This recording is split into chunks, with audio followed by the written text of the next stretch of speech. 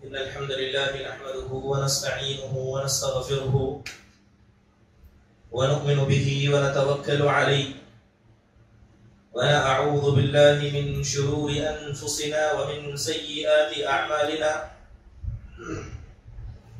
من يهده الله فلا مضل له ومن يضلله فلا هادي له وأشهد أن لا إله إلا الله وحده لا شريك له وأشهد أن محمدا عبده ورسوله أما بعد فإن خير الحديث كتاب الله وخير الهدي هدي محمد صلى الله عليه وسلم وشر الأمور محدثاتها وكل محدثة بدعة وكل بدعة ضلالة وكل ضلالة في النار فأعوذ بالله من الشيطان الرجيم بسم الله الرحمن الرحيم يا أيها الناس اتقوا ربكم الذي خلقكم من نفس واحدة وخلق منها زوجها وبث منهما رجالا كثيرا ونساء واتقوا الله الذي تساءلون به والأرحام إن الله كان عليكم رقيبا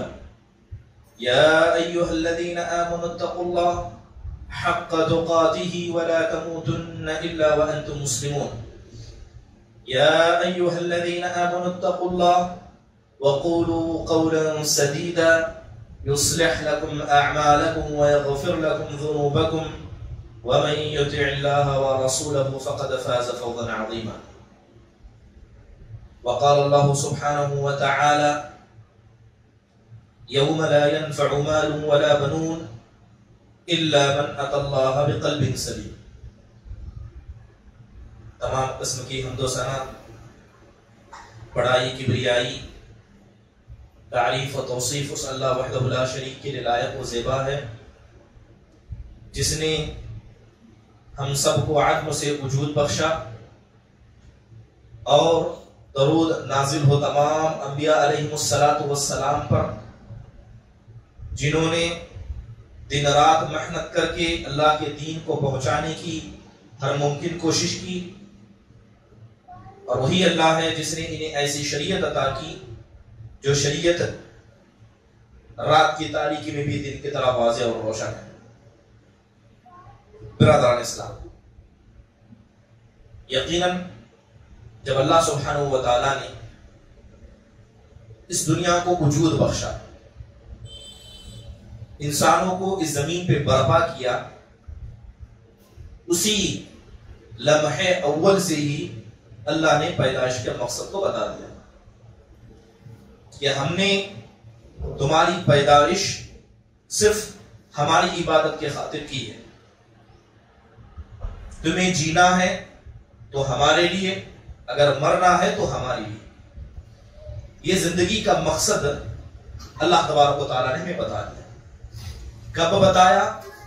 اللہ تبارک و تعالیٰ نے اس وقت بتایا جبکہ ابھی ہمارے جسم اس دنیا میں آئے نہیں تھے۔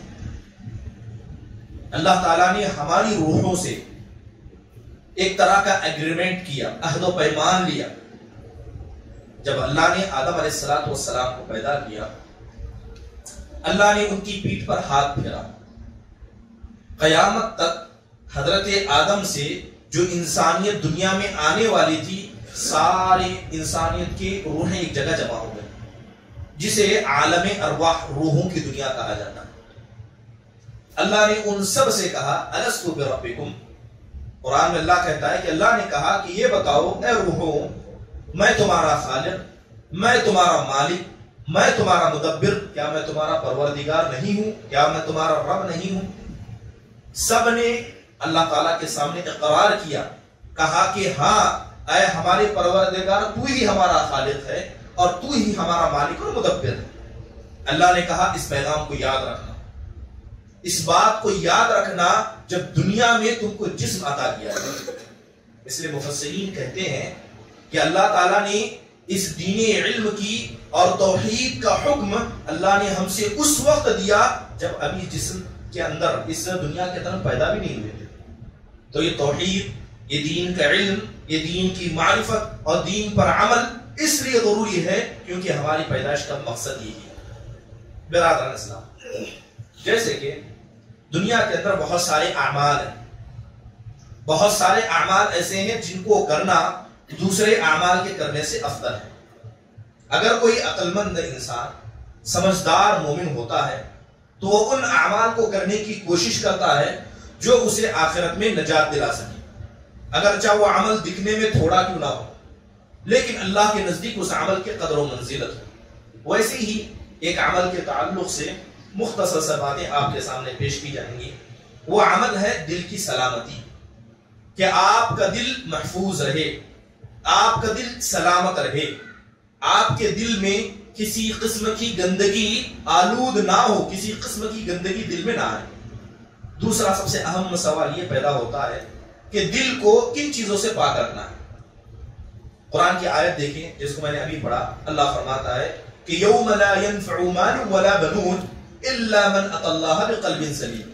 اللہ اس دن کے بارے میں بتا رہا ہے جس دن ساری لوگوں کو ان کی قبروں سے اٹھا دیا جائے گا۔ دنیا میں عمل کیا چاہے اچھا ہو یا برا، ایک دن آنے والا ہے کہ اللہ سب کو ان کی قبروں سے اٹھانے والا ہے۔ اس وقت اللہ تبارک و تعالیٰ اس وقت کے بارے میں کہتا ہے کہ یوم لا ينفع مال ولا بنون، وہ دن ایسا ہوگا کہ نہ انسان کا مال اسے فائدہ پہنچائے گا، نہ اس کی اولاد اسے فائدہ پہنچائے گی، سوائے وہ دل جسے انسان سلامتی والا دل کہتا ہے، اسے لے کر اللہ کے پاس آئے۔ اگر آپ سلامتی والا دل، گندگی سے پاک، ہر قسم کی دنیا کی شہوتوں سے پاک اگر دل لے کر اللہ کے پاس جائیں تو اللہ قرآن میں کہتا ہے کہ ایسے ہی لوگ قیامت کے دن کامیاب ہونے والے ہیں۔ اب سوال یہ ہے کہ کس سے دل کو پاک رکھنا ہے؟ کئی چیزیں ہیں جس سے انسان کو دل کو پاک رکھنا۔ سب سے پہلی چیز شبہات سے، کہ دنیا کے اندر جتنے بھی قسم کے شبہات دین کے مسئلے میں بیان کیے جاتے ہیں، اگر آپ چاہتے ہیں کہ آپ کا دل صحیح سلامت رہے، جس دل کے بارے میں اللہ نے گواہی دی کہ ایسا ہی دل قیامت کے دن کامیاب ہونے والا ہے، تو اپنے دل کے اندر سے شبہات کو دور کریں۔ پردہ اسلام کے اندر ہے کہ نہیں ہے؟ 5 وقتہ نماز پڑھنا ضروری ہے یا صدقہ و خیرات کر کے بھی ہم کامیاب ہو سکتے ہیں؟ بخاری کی حدیث بیان کی جاتی ہے، مسلم کی حدیث بیان کی جاتی ہے، کیا یہ حدیثیں صحیح ہیں؟ سود کو اسلام حرام قرار دیتا ہے، کیا کوئی اور راستہ بھی اس میں ہے؟ دین کے اندر یا دین کے مسئلے میں جو لوگ شکوک اور شبہات میں مبتلا ہوتے ہیں، اصل میں یہ دل کی بیماری میں مبتلا ہیں، اور یہ دل کی بیماری صرف انسان کو جہنم کی طرف لے جانے کے لیے کافی ہے۔ اسی لیے نبی صلی اللہ علیہ وسلم، آپ نبی تھے، آپ علیہ السلام کوئی غلطی کرتے یا آپ سے کوئی معاملہ ہوتا، اللہ تعالیٰ آپ کی اصلاح فرما دیتے، اللہ تعالیٰ آپ کو حکم دیتے، اور یہی نبی جب مصلی پر جایا کرتے تو دعا کرتے، اہدنا الصراط المستقیم، کہ اللہ ہمیں سیدھے راستے پر چلا۔ نبی ہیں، لوگوں کو سمجھانے والے ہیں، اس سے بڑھ کر سیدھا راستہ اور کیا ہو سکتا ہے؟ لیکن سیدھے راستے پر چلنے سے زیادہ اس راستے پر ثابت قدم رہنا ضروری ہے۔ اللہ کے نبی دعا کرتے ہوئے کہتے، یا مقلب القلوب ثبت قلبی علی دینک، اے دلوں کو پھیرنے والے، اے دلوں کو پھیرنے والے، اے ذات جس نے لوگوں کے دلوں کو اپنی انگلی پر رکھا ہے، اے اللہ میرے دل کو ہمیشہ تیرے دین پر ثابت قدم رکھ۔ کوئی انسان یہ دعویٰ نہیں کر سکتا، چاہے وہ نبی کیوں نہ ہو، کہ میں کل تک مومن رہوں گا، مسلمان رہوں گا اور اللہ کی عبادت کرتے ہوئے مر جاؤں گا۔ اگر کوئی انسان اتنا معمون ہو جائے، یہ سمجھے کہ میں مسلمان ہوں، میں ہر چیز اچھی کرتا ہوں، مجھے جنت ملے گی، اور اللہ تبارک و تعالیٰ کے اس مکر سے وہ معمون ہے، تو اللہ نے ایسے لوگوں کے بیان میں فرمایا کہ یہ دنیا میں بھی اور آخرت میں بھی نقصان اٹھانے والے ہیں۔ تو سب سے پہلی چیز جس سے دل کو پاک و صاف رکھنا ہے وہ شبہات ہے۔ دین کے مسئلے میں کسی بھی قسم کے شبہات سے دور رہیں، اور شبہات سے انسان دور کب رہتا ہے؟ جب علم کو وہاں سے حاصل کرتا ہے جہاں سے حاصل کرنا چاہیے۔ اگر آپ علم کا سورس ایسی جگہ سے لیں جن کے یہاں علم کم، جہالت زیادہ ہو، تو وہ آپ کو حق کم، باطل چیزیں زیادہ دیں گے، اور آپ کو دین کے مسئلے میں گمراہ کرنے کے لیے وہی لوگ کافی ہیں۔ دوسری چیز جس سے انسان کو اپنے دل کو پاک و صاف رکھنا چاہیے وہ ہے شہوت۔ شہوت یہ عربی لفظ ہے، شہوت کا مطلب عربی میں اس کا اردو میں اگر ٹرانسلیٹ کیا جائے تو ہوتی چاہت۔ کیا آپ کے دل میں کسی بھی قسم کی چاہت ہو، چاہے وہ چاہت مال کی ہو، چاہے وہ چاہت کرسی کی ہو، چاہے وہ چاہت اس دنیا کی اور اس دنیا کے اندر جتنی چیزیں موجود ہے کسی بھی قسم کی چاہت ہو، چاہے عورتوں کی چاہت ہو، یا اسی طرح دنیا کے مال و دولت کی، کرسی کی، اللہ کے نبی صلی اللہ علیہ وسلم فرماتے ہیں کہ اگر دل کے اندر یہ چاہت گھر کر جائے تو دین اسے فائدہ نہیں پہنچاتا۔ دیکھیے بہت سارے لوگ دنیا پرست ہیں، ہزاروں قسم کی نعمتیں ان کے پاس ہیں، اس کے باوجود بھی ناشکرے ہیں۔ اللہ نے دنیا کی ہر نعمت ان کو عطا کی، ناشکرے ہیں کیونکہ اللہ تبارک و تعالیٰ نے ان کے دل میں چاہت ڈالی۔ اس لیے حدیث میں آتا ہے، نبی صلی اللہ علیہ وسلم فرماتے ہیں کہ اس دنیا کا سب سے خوش نصیب انسان کون ہے؟ اس دنیا کا سب سے مالدار اللہ کے نزدیک، نہ کہ ہمارے نزدیک، اللہ کے نزدیک اس دنیا کا مالدار شخص کون ہے؟ نبی صلی اللہ علیہ وسلم بڑے پیارے الفاظ میں فرماتے ہیں کہ اللہ تبارک و تعالیٰ نے جس کو جسم میں صحت عطا کی، اٹھ رہے ہیں، چل رہے ہیں، کھا رہے ہیں، پی رہے ہیں، اپنی ضرورتوں کو خود پورا کر رہے ہیں، اسے کہتے ہیں صحت۔ آپ کو اللہ نے صحت دی ہے اور آپ کے پاس ایک دن کا کھانا موجود ہے، کل آپ کیا کھائیں گے یہ سارا سازہ سامان آپ کے پاس موجود ہے۔ اللہ کے نبی صلی اللہ علیہ وسلم فرماتے ہیں کہ جو اپنے گھر میں امن سے رہتا ہے، جسے اللہ نے صحت دی ہے اور جس کے پاس ایک دن کا کھانا موجود ہے، اللہ کے نزدیک وہ دنیا کا سب سے بڑا مالدار ہے۔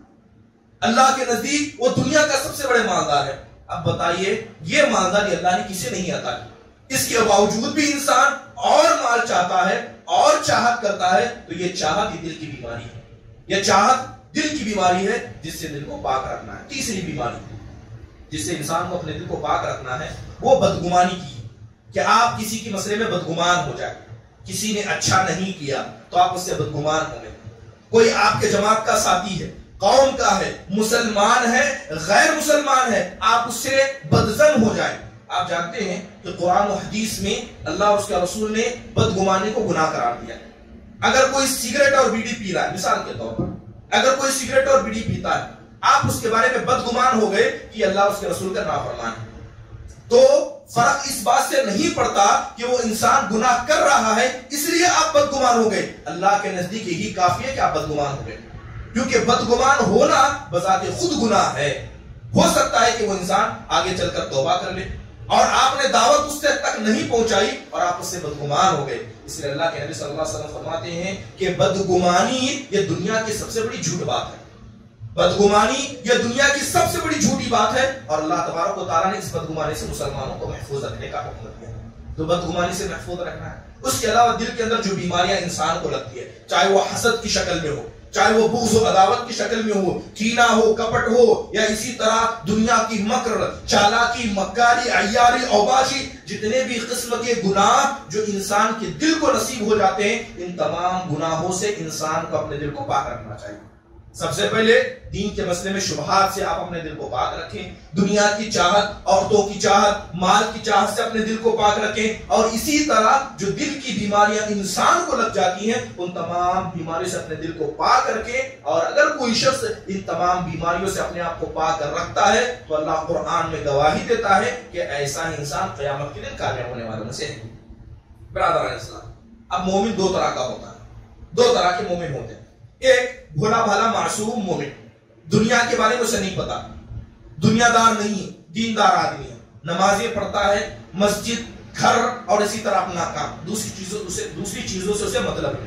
نہ وہ جانتا ہے کہ چوری کے کتنے طریقے دنیا میں موجود ہیں، اسے نہیں پتا کہ لوگ دھوکہ کن کن طریقوں سے دیتے ہیں، دنیا اور اس کی برائیوں سے وہ دور ہے، بس اچھی چیزیں جانتا ہے، جسے ہم معصوم انسان کہتے ہیں۔ اللہ تبارک و تعالیٰ ایسے لوگوں کے بارے میں فرماتا ہے کہ المؤمن غر کریم، کہ حقیقی طور پر مومن بھولا ہی ہوتا ہے، اتنا بھولا ہوتا ہے کہ مومن ہر کسی کو اچھا سمجھتا ہے، یہاں تک کہ کوئی بھی انسان ایک مومن کو آرام سے دھوکہ دے سکتا ہے۔ اتنا سادہ سادہ طبیعت مومن کی پہچان ہے۔ اور منافق کی پہچان بتائی گئی، جس طرح لومڑی ہوتی ہے، جس طرح چالاک لومڑی ہوتی ہے۔ اللہ کے نبی فرماتے ہیں الفاسق خب اللئیم، کہ جو فاسق و فاجر ہوتا ہے وہ چالاک و چوبند ہوتا ہے، ہر کسی کی بات پر غور کر کے نتیجہ نکالنے کی طاقت رکھتا ہے، جبکہ مومن سادہ لو ہوتا ہے۔ اللہ کے نبی نے مومن کی پہچان بتائی۔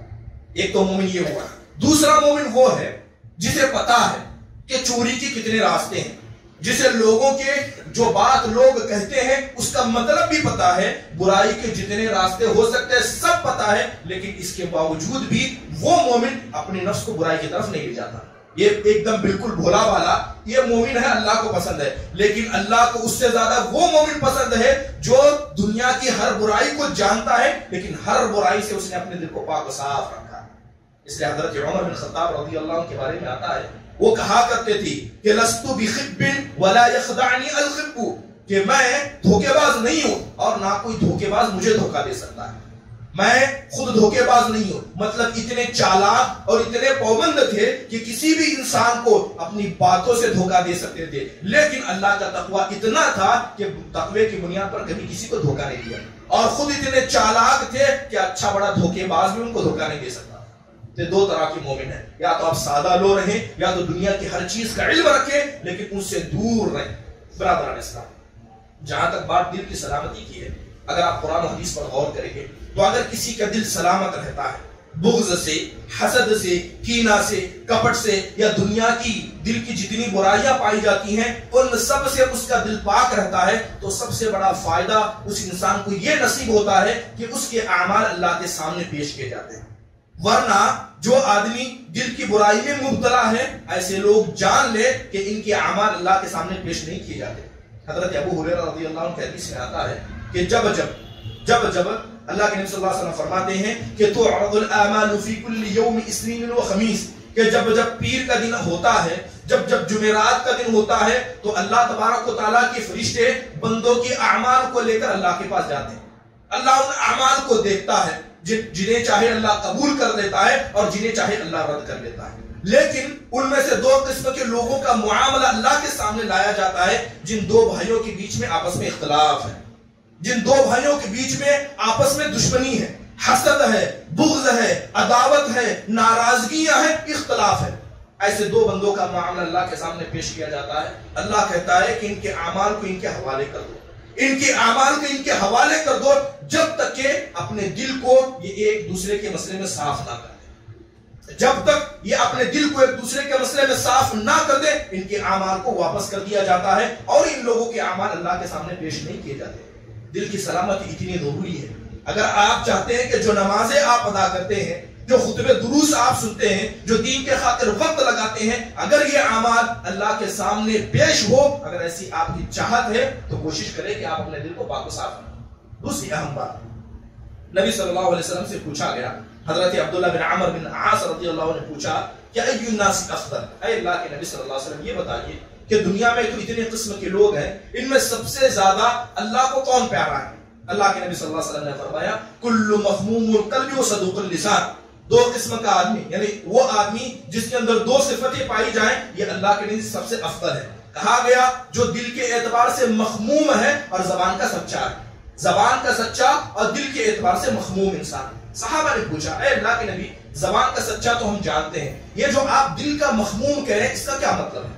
اس کا مطلب ہمیں بتائیے۔ تو اللہ کے نبی صلی اللہ علیہ وسلم نے فرمایا المؤمن التقی النقی لا اثم علیہ ولا بغی۔ اللہ کے نبی فرماتے ہیں کہ دل کے مخموم ہونے کا مطلب یہ ہے کہ ایسا مومن جو زبان سے بھی صاف ہو اور دل سے بھی صاف ہو، جس کے دل میں نہ کسی قسم کا گناہ ہو اور نہ اس کے دل میں حسد اور کینہ ہو۔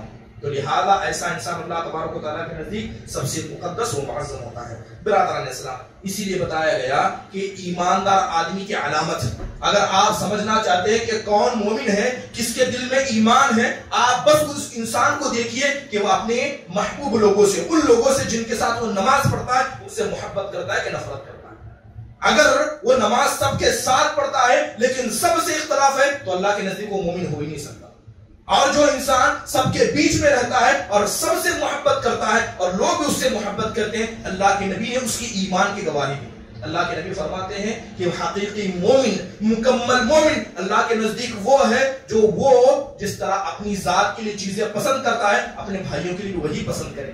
انسان نہیں چاہتا کہ لوگ اس سے نفرت کریں، انسان نہیں چاہتا کہ لوگ اس سے منہ پھیریں، لیکن وہ خود لوگوں سے منہ پھیرتا ہے تو اللہ کے نزدیک کبھی کامل مومن ہو نہیں سکتا۔ تو ایمان کی علامت اللہ کے نبی صلی اللہ علیہ وسلم نے لوگوں کے ساتھ دل کی پاکی اور صفائی کو بتایا۔ برادران اسلام، ابن العربی رحمہ اللہ فرماتے ہیں کہ لا یکون القلب سلیما، ان سے پوچھا گیا کہ ایک انسان دل کا پاک ہو اس کا مطلب کیا ہے؟ تو کہتے ہیں کہ دل کے پاک ہونے کا مطلب ہے کہ وہ حقد کرنے والا نہ ہو، دوسروں کی اچھائیوں کو دیکھ کر جلنے والا نہ ہو، نہ حسد کرنے والا ہو، نہ اپنے اعمال پر تعجب کرنے والا ہو کہ میں نے جماعت کی خدمت ایسے کی، میں نے اتنے سال خدمت کی، اپنے نفس پر تعجب اور اپنے اعمال پر تعجب کرنے والا نہ ہو، اور اسی طرح متکبر نہ ہو، زمین میں چال چلتا ہے، تکبر کی چال چلتا ہے، اپنے آپ کو بہتر لوگوں کو حقیر سمجھتا ہے۔ تو کہتے ہیں کہ یہ ساری چیزیں ایسی ہیں جو دل کی سلامتی سے انسان کو دور کر دیتی ہیں، اور جس شخص کے اندر یہ چیزیں پائی گئی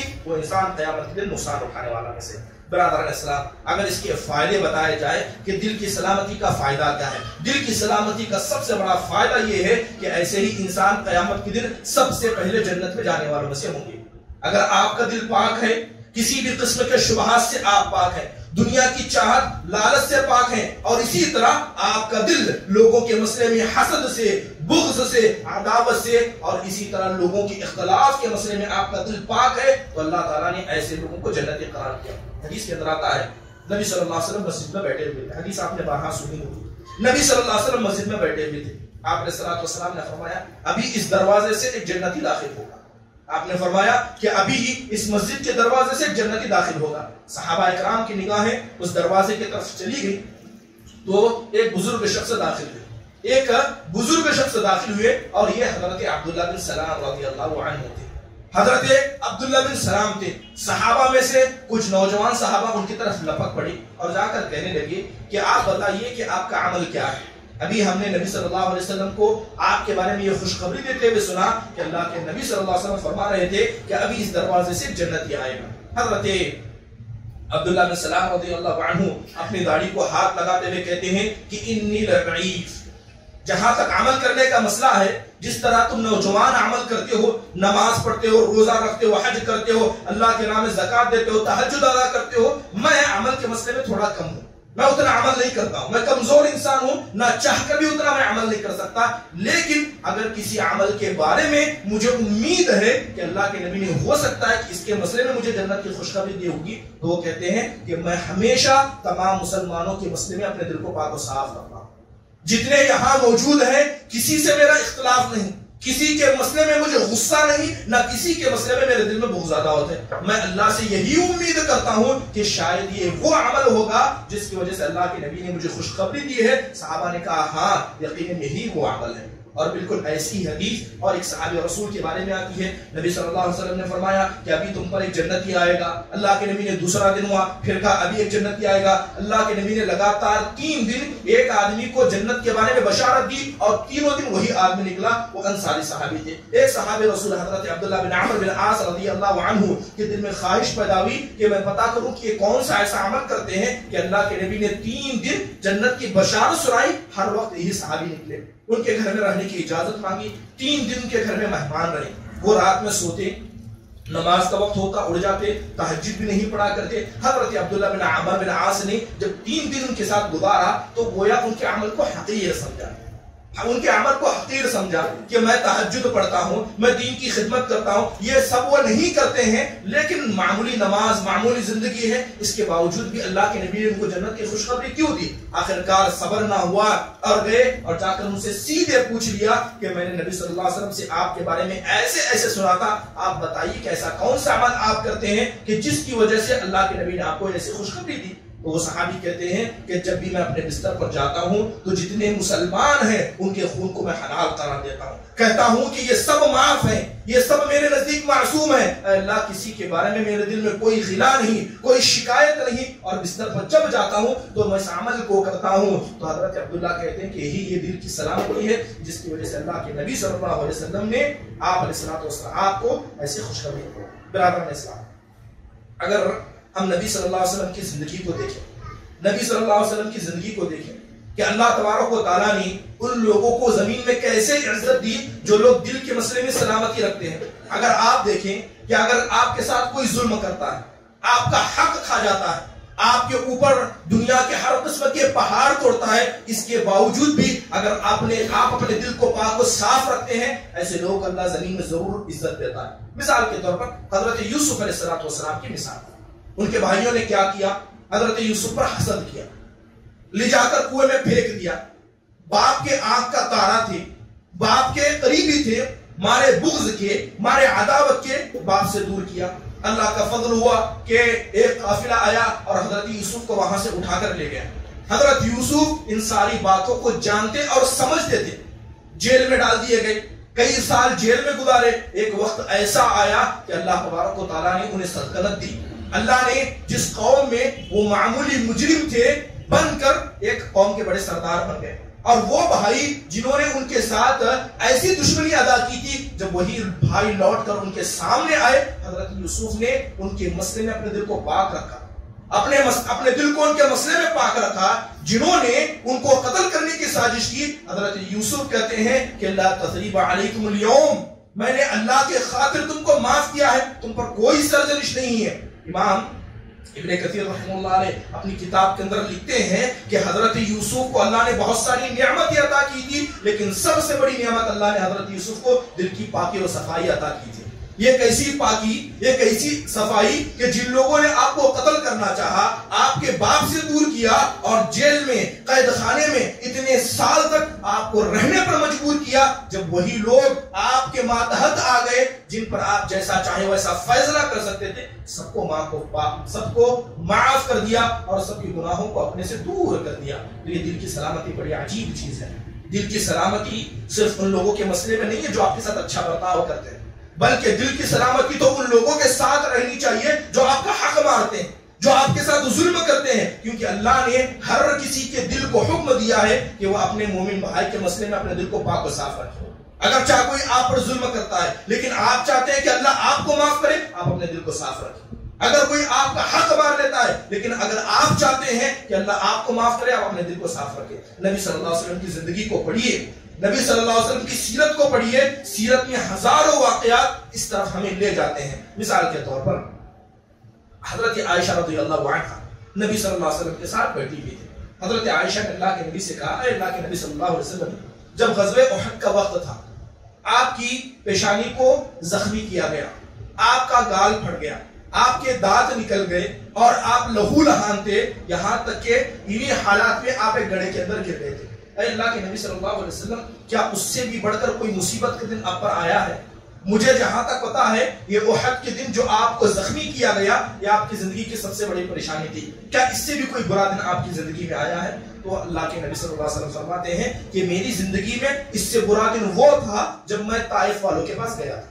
میں طائف والوں کے پاس گیا, میں نے ان کو اللہ کی طرف بلانا چاہا, ان لوگوں نے اپنے اوباش بچوں کو میرے پیچھے لگا دیا, وہ مجھے پتھر مارتے یہاں تک کہ خون بہتے بہتے میرے پیروں میں جم گیا اور میں مایوس ہو گیا کہ میں ان کو جنت کی طرف بلا رہا ہوں اور یہ اپنے آپ کو جہنم کی طرف لے جا رہے ہیں. اللہ کے نبی صلی اللہ علیہ وسلم کہتے ہیں کہ جب یہ معاملہ اللہ نے دیکھا تو اللہ نے آسمان سے فرشتے بھیجے.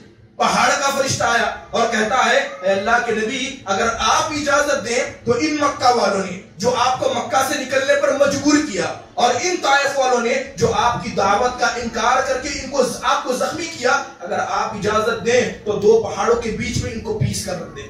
اللہ کے نبی صلی اللہ علیہ وسلم ان کے لیے مغفرت کی دعا اٹھاتے ہوئے ہاتھ اٹھاتے ہیں اور کہتے ہیں, اللہم اغفر لی قومی فانہم لا یعلمون, اے اللہ جنہوں نے مجھے مارا, اے اللہ جنہوں نے مجھے ستایا, اے اللہ تو ان کو بخش دے, اے اللہ ان کو ہدایت دے, کیونکہ یہ مجھے نہیں جانتے, یہ تیرے دین کو نہیں جانتے. اس سے بڑھ کر دل کی سلامتی کیا ہو سکتی ہے کہ جس قوم نے آپ کو مارا, جس قوم نے آپ کو پریشان کیا, ان کے بارے میں, ان کی آنے والی اولاد کے بارے میں آپ مغفرت کی دعا کر رہے ہیں اور آپ علیہ الصلوۃ والسلام کہہ رہے ہیں کہ ہو سکتا ہے کہ یہ مسلمان نہ ہو تو ہو سکتا ہے کہ اللہ ان کی اولاد میں ایسے خوش نصیب پیدا کرے جو آ کر ایک اللہ کی عبادت کرے اور اس دین کو قائم کرنے کا کام کرے.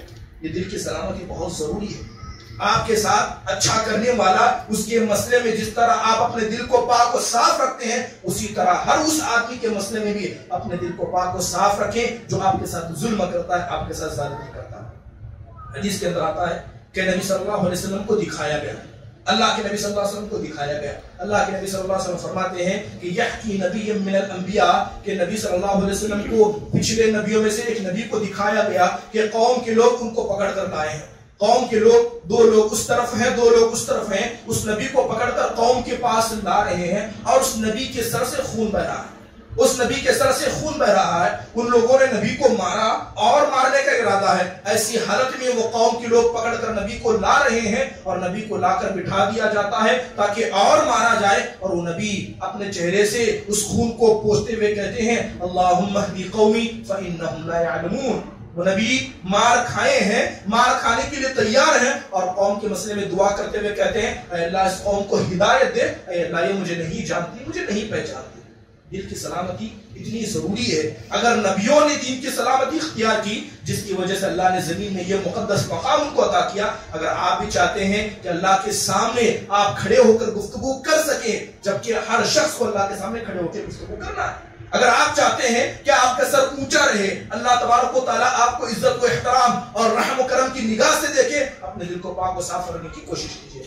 برادران اسلام، صحابہ کرام کی زندگیاں اسی دل کی پاکی اور صفائی پر تھی۔ صحابہ کرام کے بارے میں آتا ہے قرآن میں اللہ تبارک و تعالیٰ نے جن کی دل کی گواہی دی۔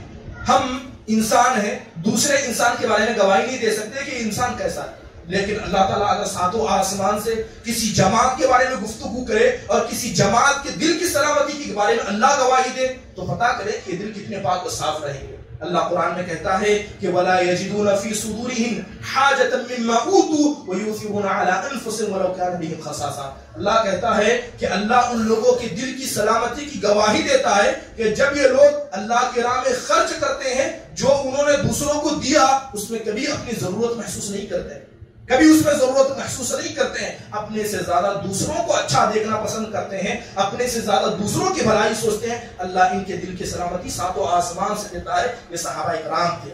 ایاس بن معاویہ رحمہ اللہ سے پوچھا گیا کہ یہ بتائیے کہ صحابہ کرام کی تعداد بڑی تھی، جیسے کہ اللہ کے نبی صلی اللہ علیہ وسلم جب مکہ المکرمہ آئے تھے اس وقت صحابہ کی تعداد 1 لاکھ سے زیادہ بتائی جاتی ہے۔ تو حضرت ایاس بن معاویہ سے پوچھا گیا کہ یہ بتائیے صحابہ کی تعداد تو بہت بڑی تھی لیکن ان میں سب سے مقدس صحابہ کون تھے؟ صحابہ میں خود صحابہ کسی اچھا اور بہتر سمجھتے تھے؟ تو حضرت ایاس بن معاویہ کہتے ہیں کہ کان افضلهم عندهم اسلهم صدرا واقلهم هیبۃ، کہ صحابہ میں سے بھی افضل صحابہ وہ تھے جنہیں صحابہ خود اچھا سمجھتے تھے، ان میں سب سے اچھا وہ ہوتا جو دل کے مسئلے میں سب سے زیادہ پاک و صاف رہتا اور غیبت کرنے کے مسئلے میں سب سے زیادہ پیچھے رہتا۔ غیبت کرنے میں سب سے پیچھے اور لوگوں کو معاف کرنے میں سب سے آگے۔ کہتے ہیں کہ صحابہ میں بھی یہ صحابہ کے نزدیک سب سے اچھا انسان سمجھا جاتا تھا۔ سفیان بن دینار رحمہ اللہ علیہ سے پوچھا گیا، ابھی بشیر کی مجلس میں تھے، ان سے پوچھا گیا کہ آپ یہ بتائیے کہ ہم صحابہ کے عمل کو جب دیکھتے ہیں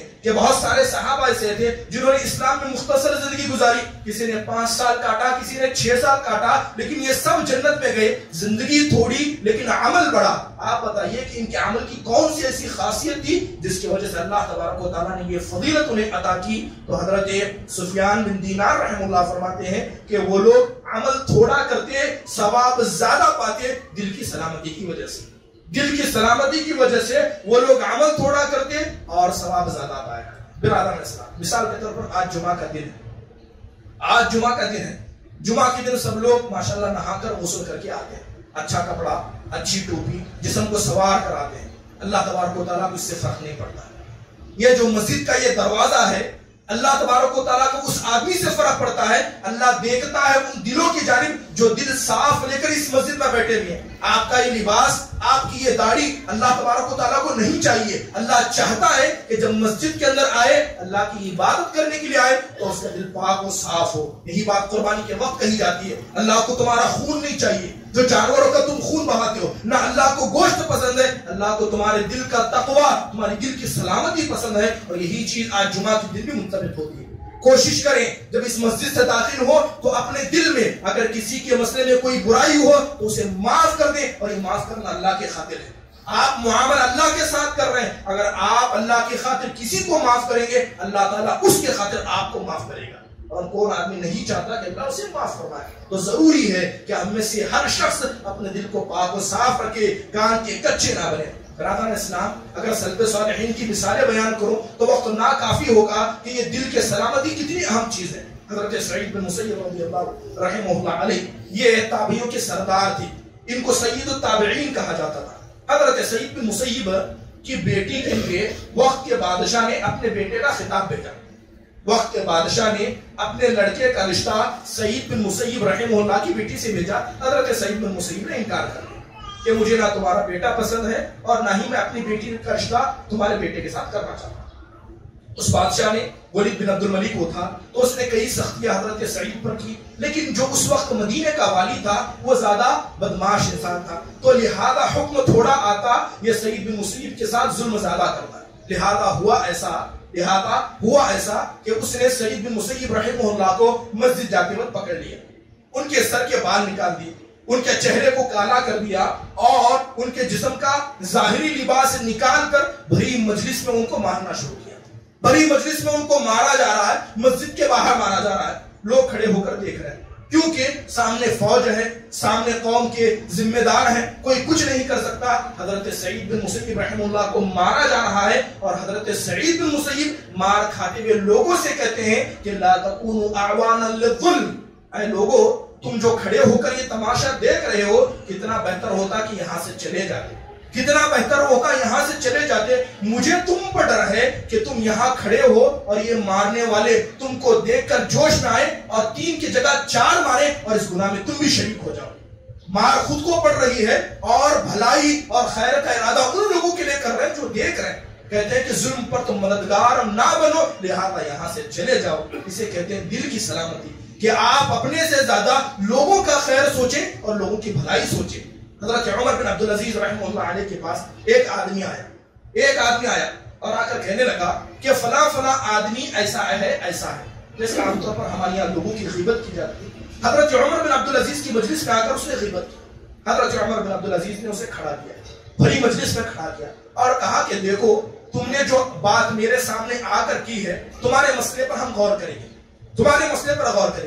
جس آدمی کی غیبت تم نے کی، اگرچہ وہ آدمی ویسا ہے، یعنی جیسی برائی کی اگر ویسا ہی برا وہ آدمی ہے، تو تم قرآن کی اس آیت کے مصداق ہو کہ بہت سارے لوگ آتے ہیں اور آ کر جھوٹی خبریں پھیلا دیتے ہیں اور ان میں سے کچھ چغل خور ہوتے ہیں.